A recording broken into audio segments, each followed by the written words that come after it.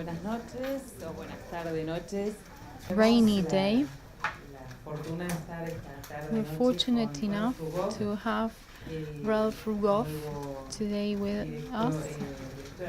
He's the new artistic director and curator of the next Bienal in Venezia.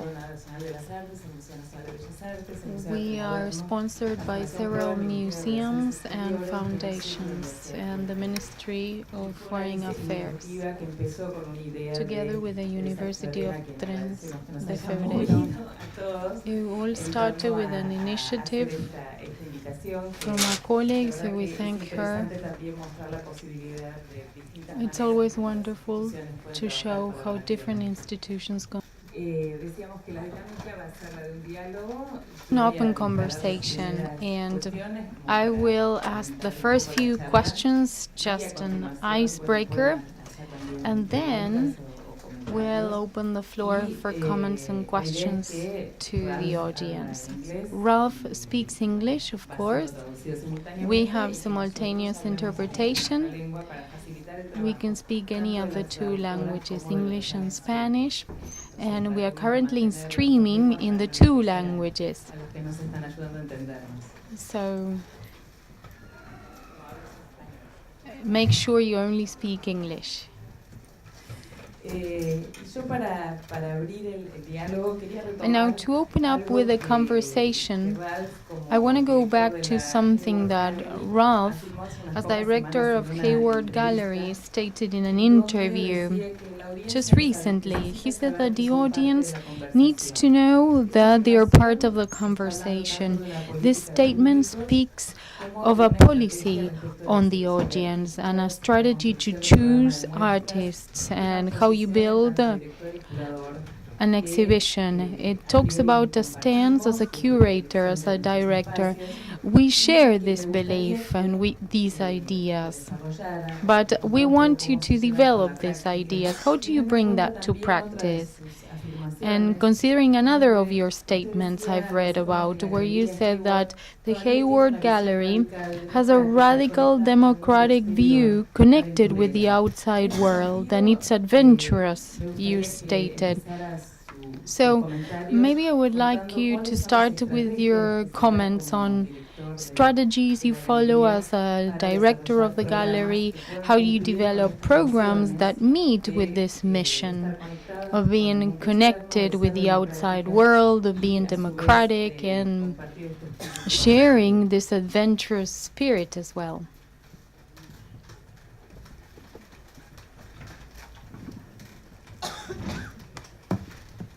First, I apologize for not speaking Spanish, but unfortunately, when I was young, I made the mistake of studying French at school instead of Spanish.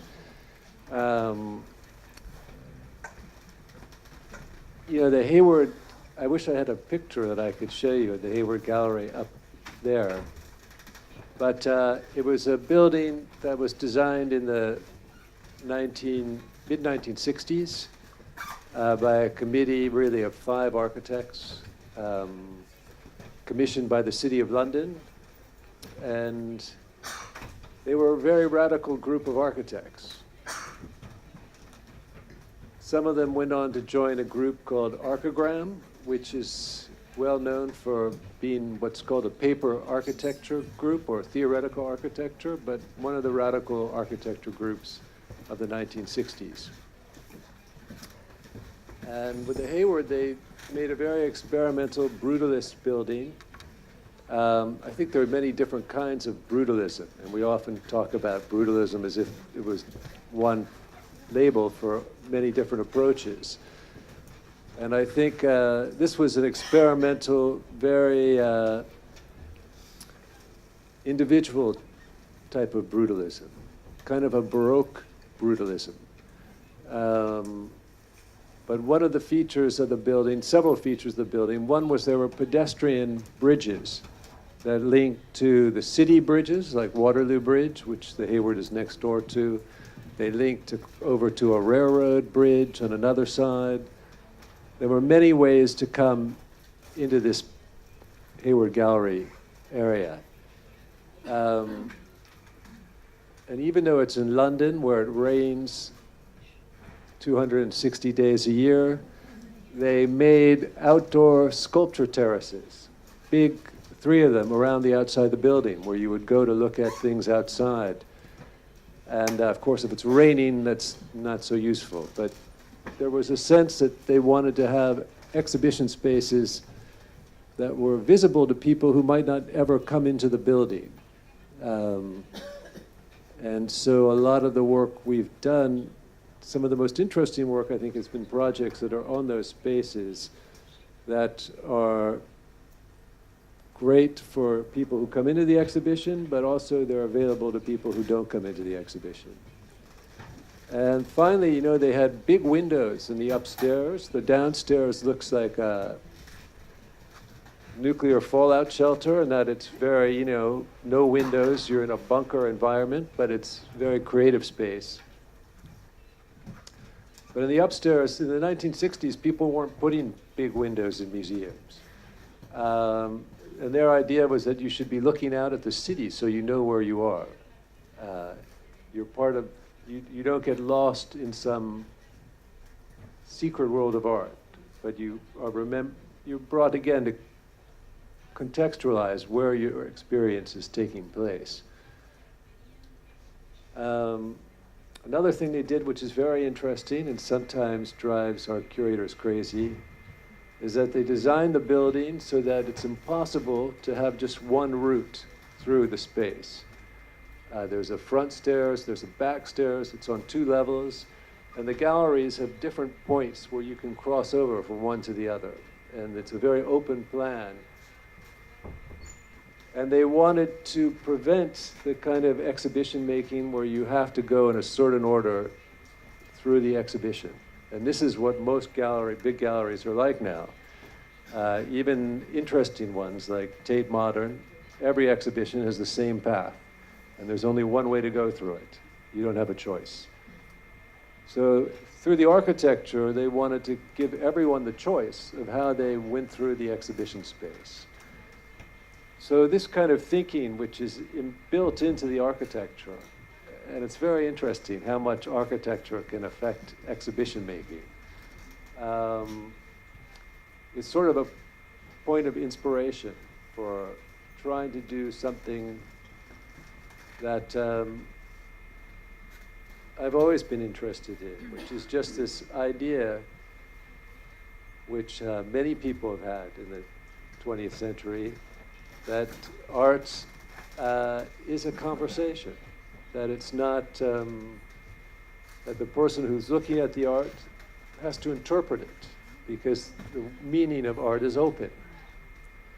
So that means this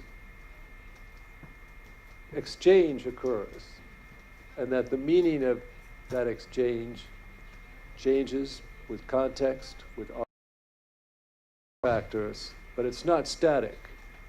So that each visitor who comes is contributing to this conversation.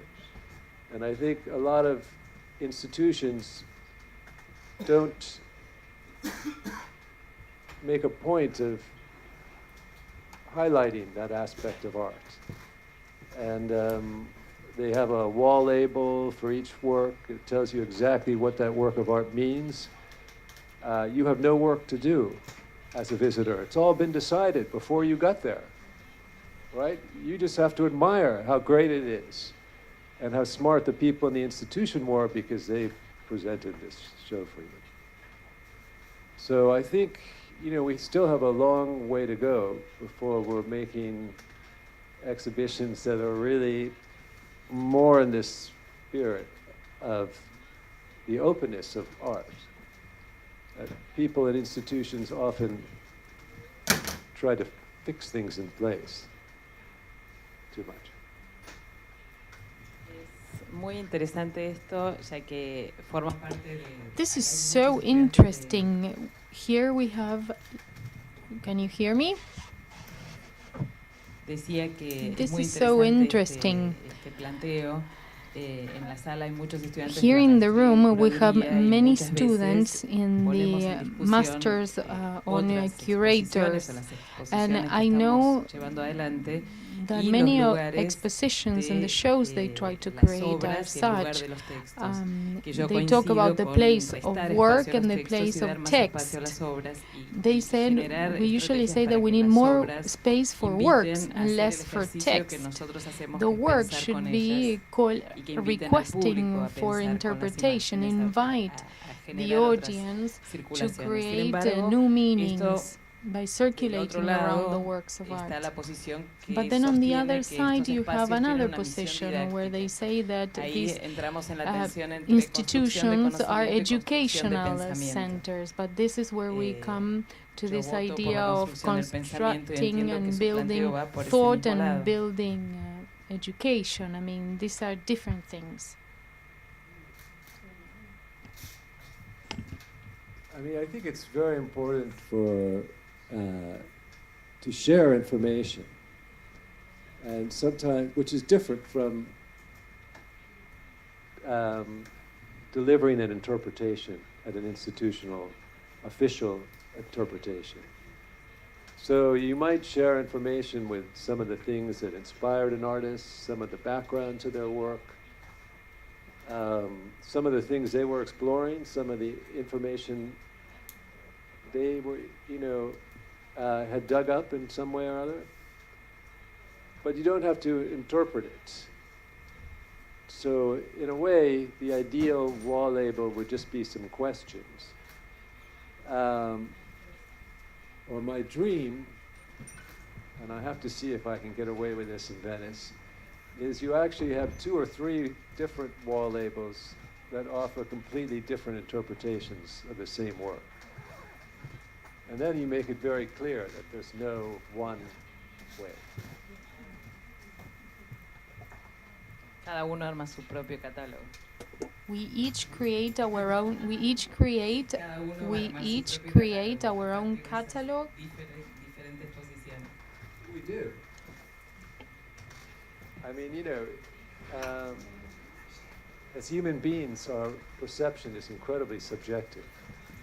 And you read the same text to 5 different people, they all hear something slightly different. So we might as well have some fun with this.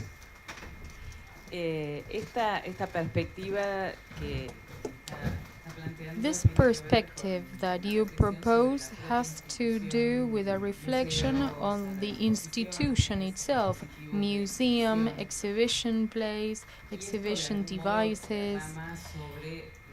And this translates into the large institutions as the biennales.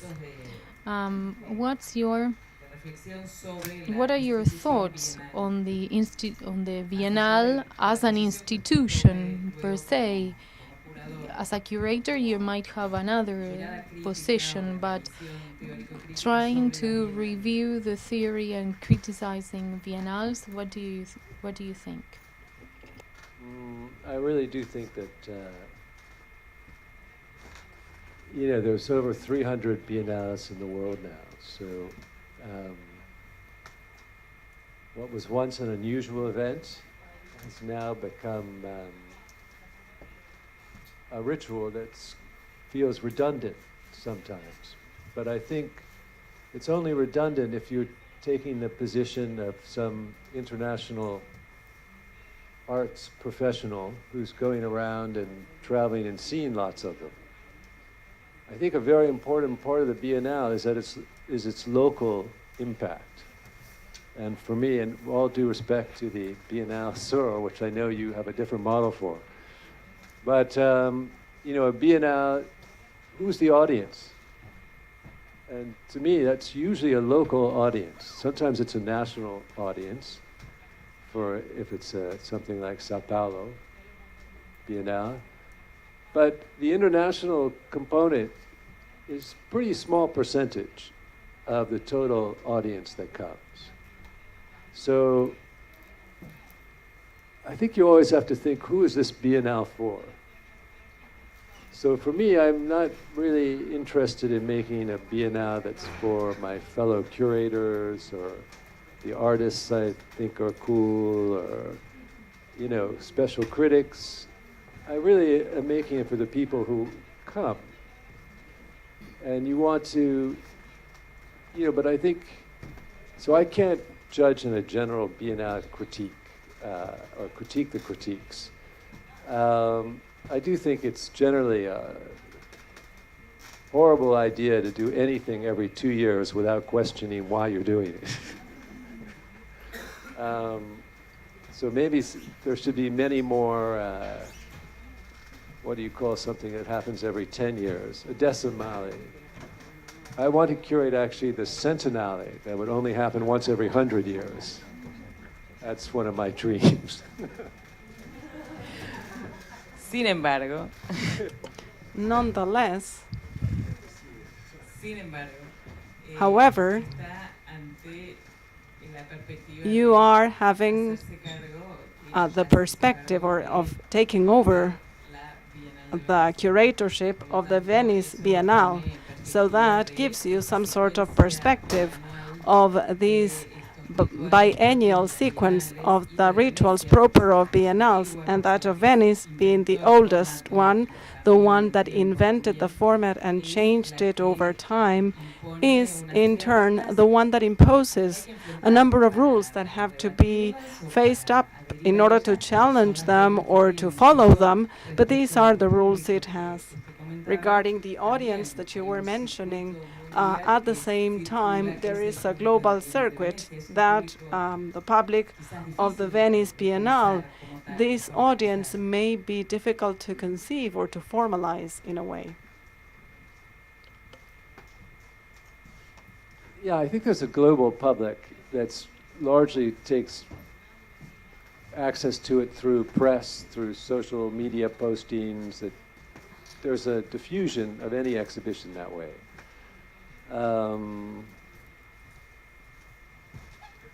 And I do think that the conversation is international, and that's what's important, and that the cities that host these things, yeah, the people who go are largely from that country and from that city. But I think it's important that they're participating in an international conversation, but it's a conversation with international artists, not necessarily with lots of other countries. Can you repeat? La primera parte del comentario The tenía que first ver part of con, my comment had to do más with allá del beyond deseo de curar the la desire of being the centenario curator of 100 años 100 de years la realidad exhibition, of que exhibitions that actuando repeat la themselves every Bienal- 100 la years. Bienal You que have been hace appointed a Entonces, biennale, son the todas las Venice reglas Biennale that has been up and running for over 100 years, and this presents a number of rules. With Venice, the rules are changing. They change all the time.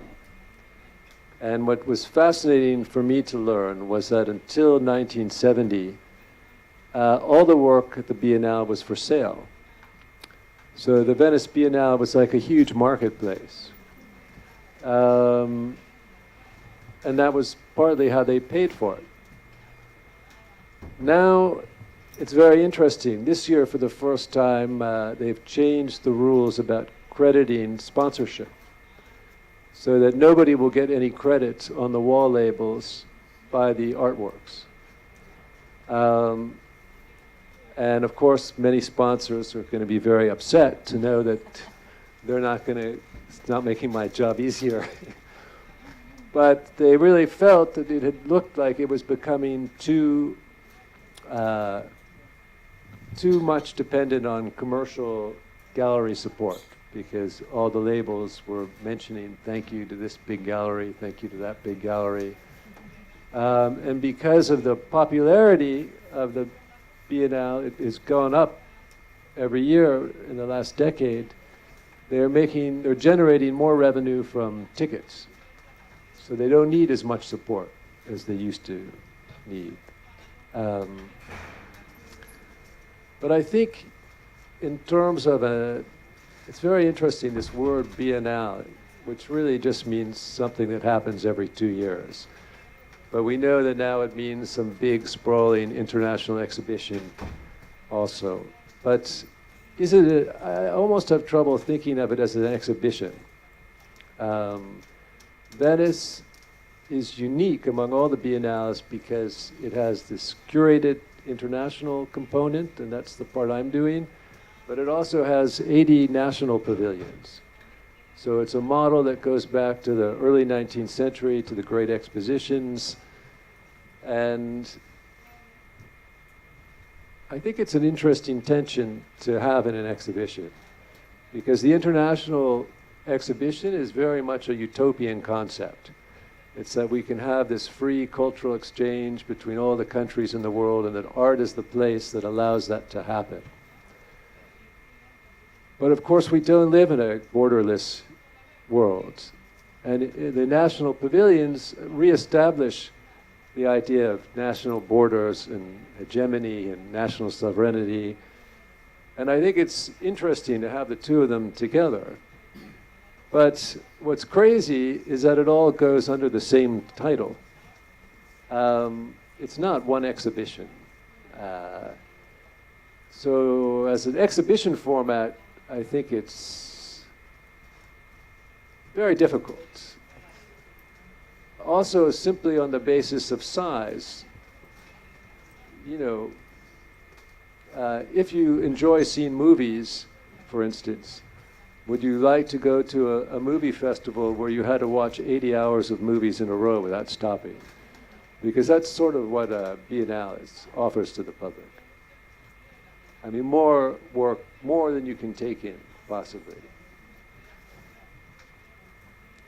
I know I probably sound like I'm a funny person to be organizing a Biennale, but I think I'm slightly, you know, I'm not, yeah. It's a mixed bag. Sí, es verdad. Es verdad que presenta esta dificultad. It is true that there's this difficulty and the coexistence of an old model that is seen in national pavilions and a model that gets to change over time. But national pavilions got to change as well, based on the strategies, the French with the German, and alternating artists and spaces with one another in some of the editions, or calling in artists from other nationalities to use up their spaces. I believe that these are different gestures that aim at modification, and we cannot but ask you something about the theme that you've chosen for your Venice Biennale 2019, and this was the motivation of this. What was that motivated you to choose that theme?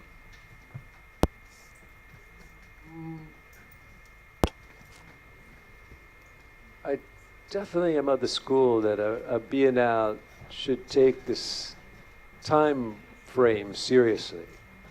So that because it's something that happens every 2 years, it's a kind of clock or mechanism for looking at the time that you're in. And so I think it should reflect this period that we're living through.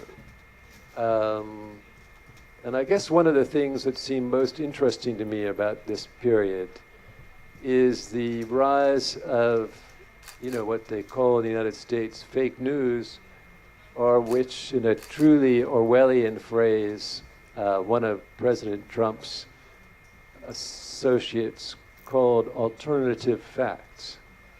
Right? So if the president's lying, well, it's an alternative fact. Okay, now, well, I believe very much in the idea that with art, we have to make our own interpretation. Art is a special category of human communication. The artwork, ideally, is an open text. Many things in life are not open text. There are facts. I believe in facts. So this idea of alternative facts and the role that this has played in political life now, it always has played a role, but it's become exacerbated partly through the internet and social media, and the dream of the internet as a place that would make information free we forgot that it also makes disinformation free, and that all the disinformation in the world can suddenly get mixed up with the useful information. We don't have a way to filter that necessarily. And that tribes develop. People only get news because you can filter out exactly what you want to get. That reinforces your point of view that you already have. So people become more and more isolated from each other in these information bubbles. So this seemed to me like one thing I wanted to be able to talk about. And so this title, I also just think, yeah, we live in a time that I think has many very serious challenges, and I find it quite an alarming time, a very disturbing time. Around the world, there's been a resurgence of almost neo-fascist politics, nationalist politics.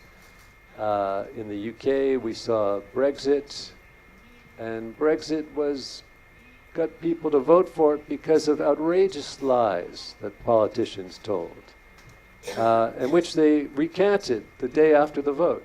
They said, you know what, everybody, we lied, but now it doesn't matter because you voted for Brexit. And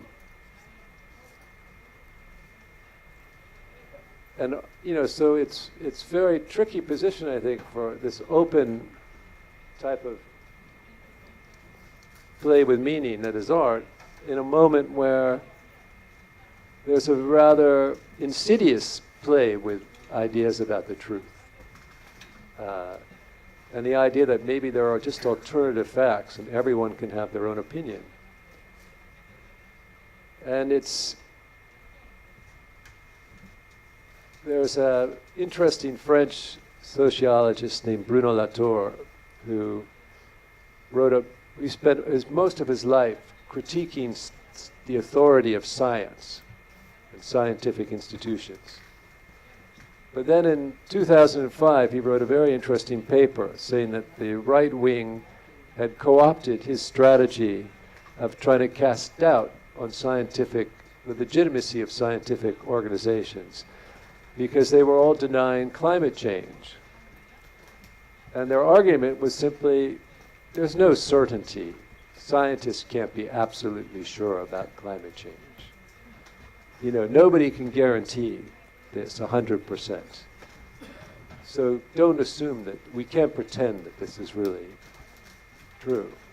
So there's been a kind of rhetorical reversal where the instruments of critique have now been used to discredit legitimate science. So this title, May You Live in Interesting Times, one, I think we live in interesting times, but they're rather frightening times in some ways. But maybe every time feels that way, I mean, it's funny, I went back and I read the descriptions of different biennales that the curators wrote, their statements. Almost every one is saying we're living in a crisis. It's a terrible crisis right now, right? And this biennale has to talk about this crisis. And I thought, wow, okay, we live in a perpetual crisis.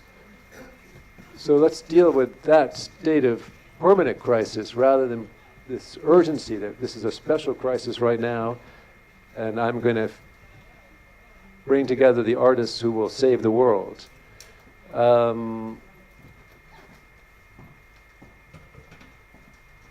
But this phrase, "May you live in interesting times," is a fake phrase that it was presented as an ancient Chinese curse in Western discourse. I think it was invented by an English diplomat. But many famous politicians have ended up making references to it, famous writers, science fiction authors. And the idea that this was a curse because interesting times were times of precariousness, times of danger, war, revolution, famine, whereas a stable period is boring because nothing's changing.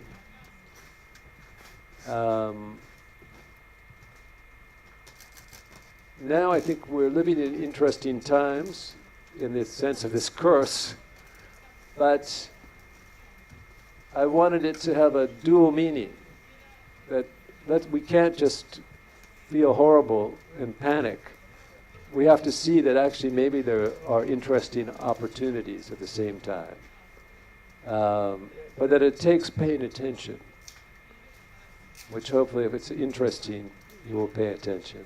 But it's important to me that this is a fake, a counterfeit cultural artifact, because that's a reference to this larger change that I think we've been seeing.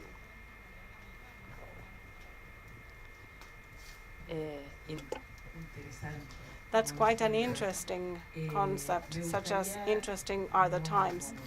I'd like not to use the microphone on my own, but open up to comments that I guess are on top of everybody's minds. And there's an initial question from the floor. So let's open up to the dialogue.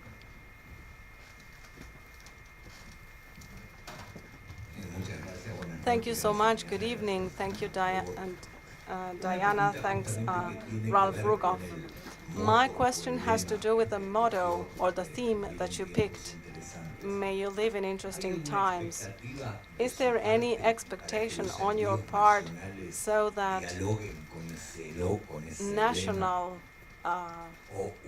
artists will engage in that dialogue with this theme, or will you render them completely free and independent?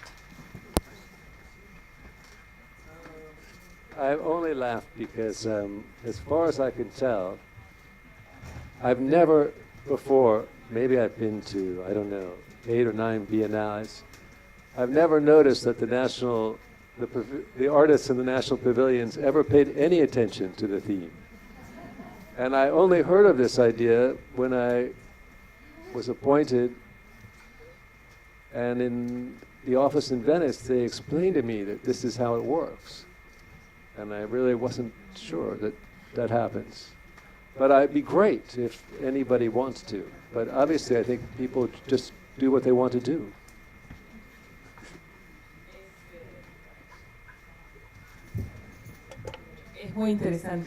That's quite interesting, because the first few biennales I visited, I always thought everything was part of the same theme. And many times I wondered, why is it that this pavilion has this piece that has nothing to do with the theme, that is totally unrelated? But given the variety of concept, there might have been some that had some connection, at least in my mind. And ambiguity grew stronger. This is what's interesting in working with this subject matter, where the interpretation allows us to focus on things in such a variety of ways. I mean, I think the nature of the process, that each national pavilion has a curator who works with an artist, and why would they want to just follow your idea? I probably get in big trouble for saying this when the people in Venice find out what I'm saying, but because we're supposed to encourage everybody to respond to the theme. And I think one good thing about this very general theme I have is that it's so general, I think it can look more like more of the work maybe has a connection to it. Sí. Sebastián.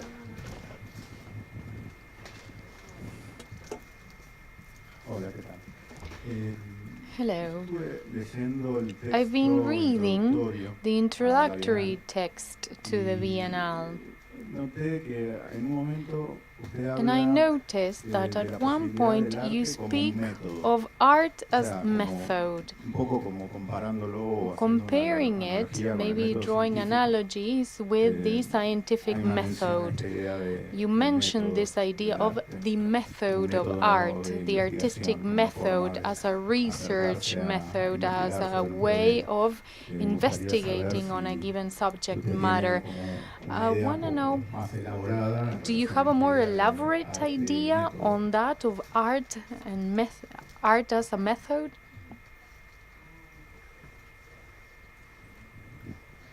probably wouldn't use the word method. I think I said something more like art can be a guide for maybe how we think and live in the world.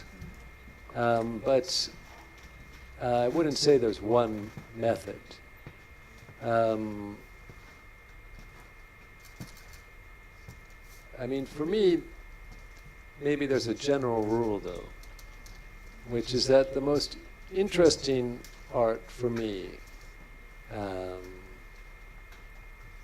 always tries to sit in between our existing definitions of some kind.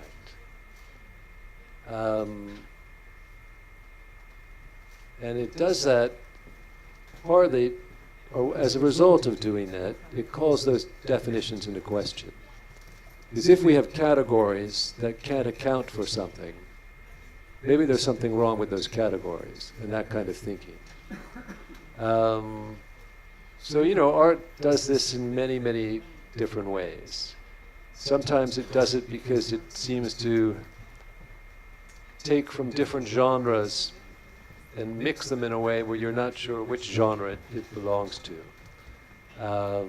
It might be something that seems to be both ugly and beautiful at the same time, right? I mean, organic and geometric. There are many, many artists throughout the last 100 years of art who've talked very much about this idea of trying to defy classification and defy categorization. And I think that's where, say, art's very different from science or even a lot of philosophy, other forms of thought, except for deconstructive philosophy, because I think art is deconstructive that way.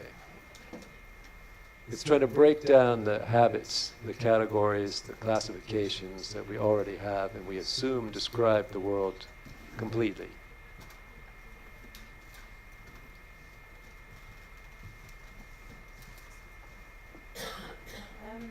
Can I ask a question in English, please? I'd like to ask a question in English. Oh, okay, sorry. It's also my native language. I would like to ask you if you could elaborate a little bit more on the idea of a presentation or the Biennale being an open book, open for interpretation. As you said, that will be your ideal, and how that coincides with the role of being a curator, of making selection, of making some kind of narrative, or make a presentation. Those are all selections choices that you have to make in what you present. So how can that ever be an open book?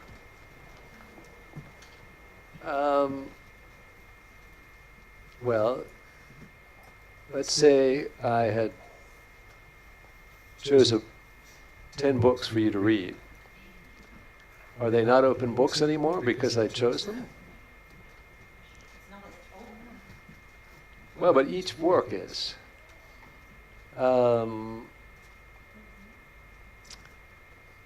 mean, I think there's a wonderful text by Umberto Eco from a book he wrote called The Open Work. This is from 1962, but I think it's still as relevant as it was in 1962. And he's really describing the qualities of art that create this idea of an open text. Now, this, to me, though, this doesn't mean that I could still argue with somebody that, you know, I think you're misreading this work. Okay? It doesn't mean that you cannot try to justify why you think your reading is more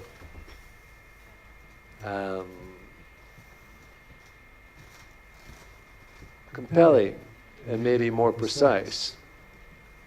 But I think, for me, most interesting artworks aren't trying to create one meaning or one iconic structure. They're trying to set up chains of associations and ideas and there are slippages between those chains. And for me, the way I judge the quality of an artwork is how complex the resonance is between all those different references and associations. If it's very simple, I know it's not going to stay with me for a long time. But if that network of linkages and associations that an art world can set up is quite resonant and complex, I can never fully resolve that work. And then I can't stop thinking about it. It's like one of those things in life where it just stays with you because you're having to keep working through it.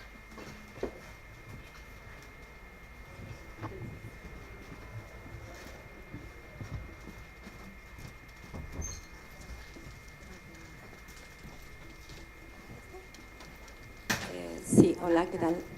Bueno, es muy interesante, muy rica tu Very pensamiento. interesting. Your thought is so rich, and I have so many questions, but I will focus on the relation with the audience, if I may, with the public, those that you are addressing the Bienal with. Personal interpretations. What's your dream Bienal? What would you want to happen on a person? Because you are conceiving and building this complex being, and how would you like others to interpret it? And within the Bienal, there's always a secret space, a person just enjoying the work, lost in the interplay and intersection of interests and so many other things. Thank you for that question. I do think getting lost is a very important part of our experience of art. And so maybe my dream Biennale involves getting lost a little bit. But rather than getting overwhelmed, I think they're very different experiences. There's so many different ways that we can do these biennales, and one of the first things I looked at when I was appointed was, can I take the transport budget and put it all towards production and invite 80 artists to live in Venice for 2 months and make all the work in Venice as a community. And that's a biennale I would like to see someday. In Venice, it actually turns out to be much more expensive. But there are parts of the world where the hotels aren't so expensive, where it would be possible to do that biennale. And I was in the biennale in Dakar in Senegal last spring, and I really thought this is the perfect place for this approach because there's no climate control in the venues. A lot of the work has customs troubles and gets lost coming in or going back. So why not have a biennale that's totally site-specific, ephemeral work that can be destroyed after the biennale is over, recycled. And that's this moment that would just exist. So I think rather than themes, there's so much more interesting work to be done thinking about different formats. And I will present a different format for this Biennale, but I'm not talking about it yet.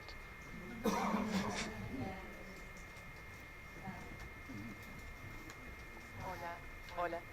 Sí, yo te quería preguntar cómo tu experiencia. I would like to know your experience as a curator of the Lyon Biennale. How did that change your idea of biennales and curatorship? How will that influence your work at Venice? Because the two biennales are different formats, two different cities, very different audiences.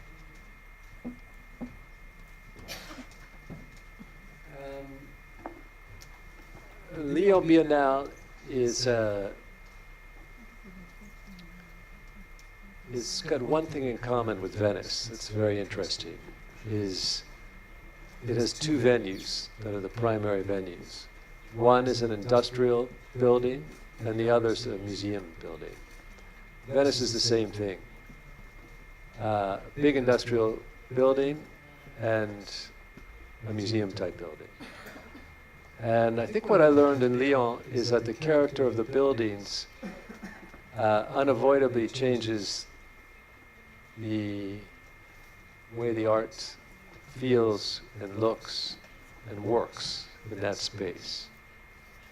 So that definitely made me think, okay, I'm not going to pretend Venice is, the two venues are interchangeable. So then there's only one logical place to go. But I'm not going to discuss that yet.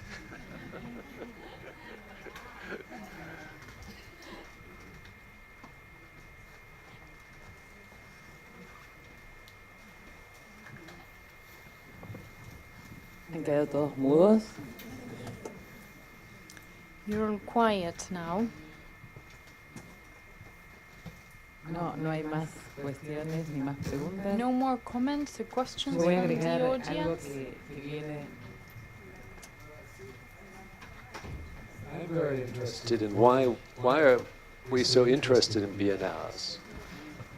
Because there's an interesting philosopher,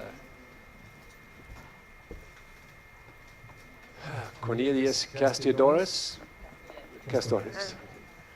who really wrote that in this kind of period of hyperconsumption,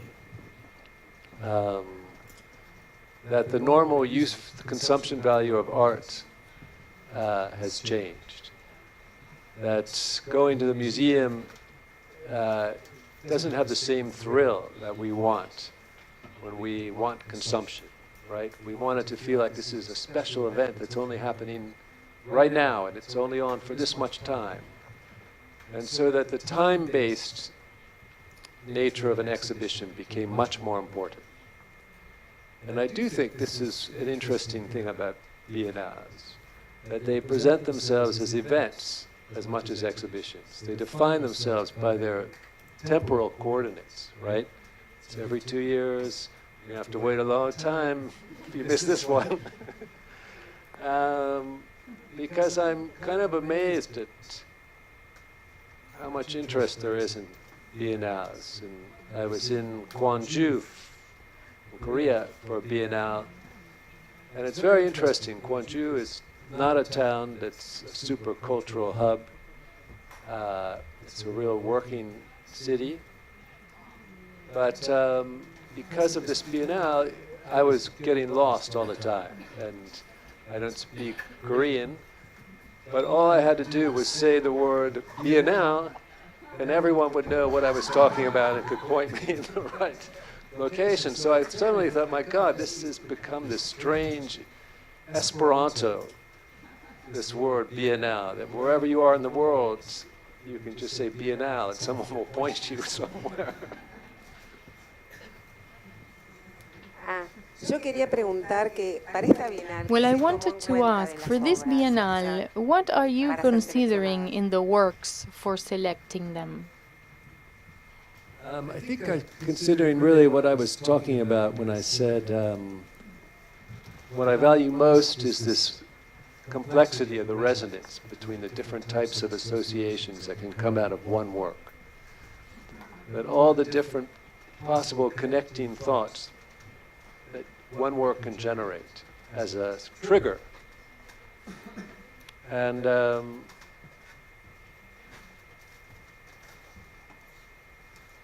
I mean, I think one of the things that art helps us do is to make different kinds of connections between things, between forms, ideas, histories. And that's what really creative thinking is. It's not coming up with new ideas, but figuring out new ways to connect things that already exist. So work that has that capacity always what I'm interested in. Buenas tardes, Ralph. Good afternoon, Ralph. Bueno, gracias por la presentación. Thank you very much for your presentation. Más que una pregunta, sería un comentario. I don't think mine is a question. Me pareció muy pertinente, Maybe a muy comment. importante I think it's really relevant, hablar sobre la important noticia to falsa, speak de la of fake news fake news now en todo el continente, en todo el mundo. Pero en todo el in the continente world, latinoamericano, in the Latin estamos viendo American cómo, a partir de la area. utilización de We los see medios masivos de how the comunicación, mass media también hago un comentario desde el lugar de haber vivido como artista, ser use víctima de fake fake news. Es Myself, as an artist, have been a Muy victim difícil of fake para, news, and it's el mundo del terrible. arte It's so difficult for entender the world of lo art conflictivo que to puede ser understand la this utilización de conflict recursos between artísticos, using de recursos artistic creativos creative para generar resources esta to distorsión generate que permite también, de distortions alguna manera, la polarización that hacia la derecha, hacia enable el fascismo. polarization to La manipulación de las right-wing elecciones. fascism, manipulation of elections. Mi curiosidad es So, considering cómo se that, puede I'm utilizar curious, la how plataforma can we de la use the Venice como un Biennale espacio as a donde se platform, puede de alguna as a manera space contrarrestar for simbólicamente counteracting la expansión de las noticias symbolically the falsas, a partir de expansion un of escenario fake global de mucha news, because visibilidad this is a global, y, highly de alguna manera, visible de diplomacia. international forum, but it's also a diplomatic forum as well.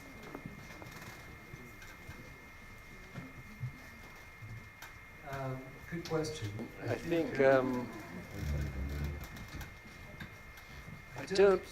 it's interesting. Somehow when you, because this is how this was translated for me, that how do you use the Venice Biennale? And when I heard that, I immediately thought, God, you're going down the wrong path if you think you're going to use it to accomplish some goal. But maybe that wasn't the right translation. No. No, it's how to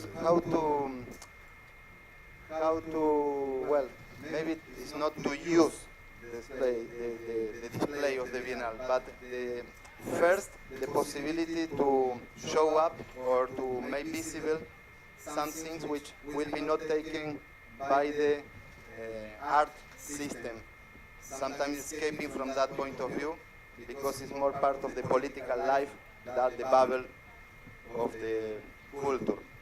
In that way, my question is, if it's possible, it's a challenge, I don't know, to work on the platform of the biennial, which is an international exhibition with many countries involved.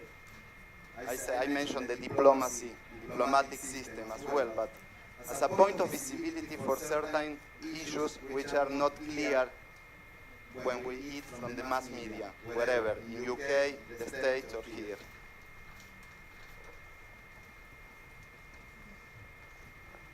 I mean, I love exhibitions as a format for thinking. But I've never been under the impression that it was a mass medium. You can use an exhibition certainly to have incredibly interesting conversations. And I hope, say, that Venice will bring together some artists who are having I think, very interesting, provocative thoughts and questions around these issues.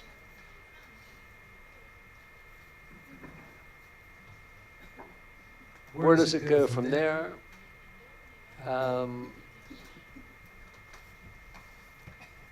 You know, I think the next level of diffusion is through the national press and media, and the international press. So that discussion ends up being filtered through these other perspectives from the media, which is always commenting on itself anyway. So there's a direct experience that the 600,000 people, or however many it will be, will come and have some experience.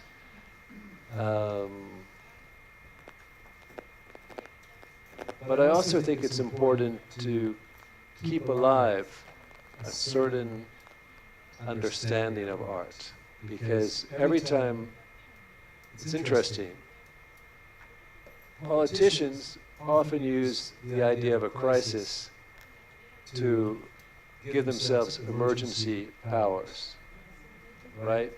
Or to scare people into voting for extreme repressive policies. This is standard operating procedure. And I'm a little worried that maybe in the art world, curators who claim that we're in the midst of a crisis where it's so bad, there's no place for art anymore, right? How can we engage in these trivial aesthetic and intellectual issues when we're destroying the planet and people are being exploited left and right? Horrible injustices are happening. Democracy is dying all over the world.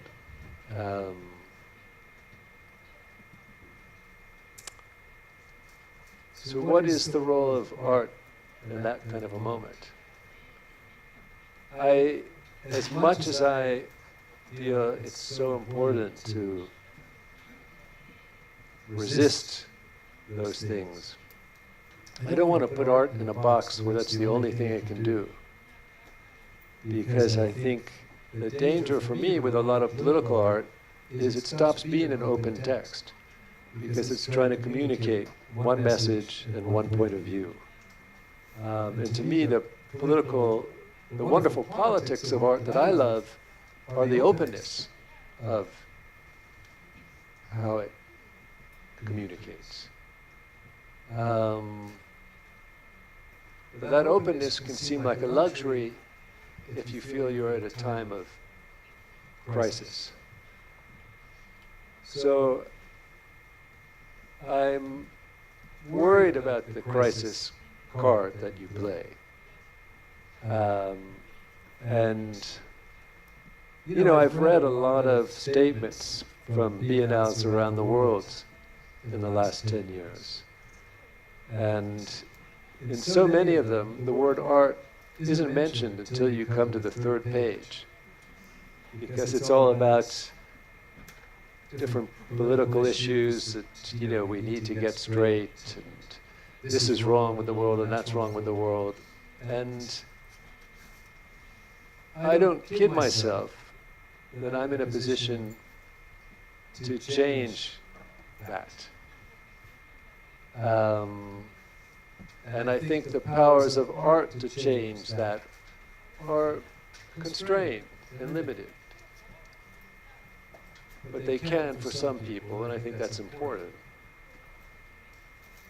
But I don't want to, I want art to be the center of the experience.